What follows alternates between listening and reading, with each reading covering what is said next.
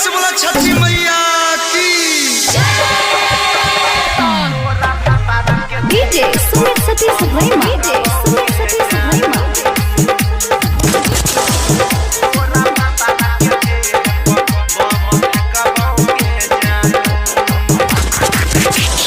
ससुरा से छठ में येले तोहर मुहवा नहीं देखबोगे जानू।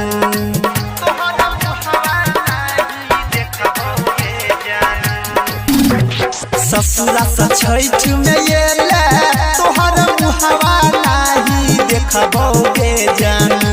गे जानू मुहवा नहीं देखबोगे जानू। गे जानू तोरा भतारा के देह पर बम फेंकबोगे जानू। गे जानू तोरा भतारा के देह पर बम फेंकबोगे जानू।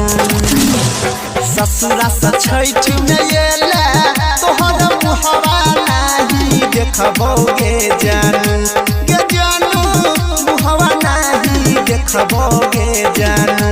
गे जानू तोरा भतारा के देह पर बम फेंकबोगे जानू। गे जानू तोरा भतारा के देह पर बम फेंकबोगे जानू।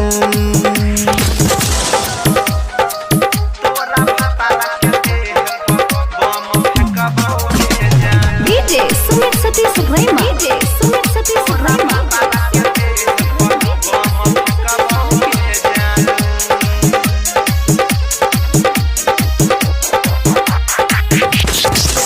छोरी का गेल रही बनाई के पगला आई हम लेबोगे जानू उहे सब बदला। छोरी का गेल रही बनाई के पगला आई हम लेबोगे जानू उहे सब बदला। जाए नहीं देबो तोहरा रास्ता हमें छेकबोगे जानू। गे जानू रास्ता हमें छेकबोगे जानू। गे जानू तोरा दुल्हा के देह पर बम फेंकबोगे जानू। गे जानू तोरा भतारा के देह पर बम फेंकबोगे जानू।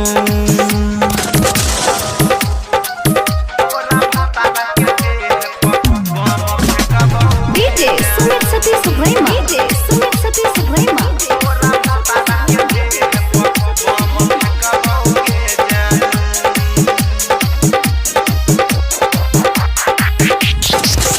घाटू बनाबई रहियो हर साल तोहर तैयो तू छोड़ के हमारा खोजले ला दोसर। घाटू बनाबई रहियो हर साल तोहर तैयो तू छोड़ के हमारा खोजले ला दोसर। अनिल सोनी कहो दिल दिया लेके से कबोगे जानू।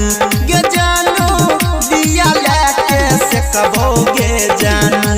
गे जानू तोरा दुल्हा के देह पर बम फेंकबोगे जानू। गे जानू तोरा सैया के देह पर बम फेंकबोगे जानू। ससुरा से छठ में येले तोहर मुहवा नहीं देखबोगे जानू। गे जानू मुहवा नहीं देखबोगे जानू। गे जानू तोरा भतारा के देह पर बम फेंकबोगे जानू। गे जानू तोरा भतारा के देह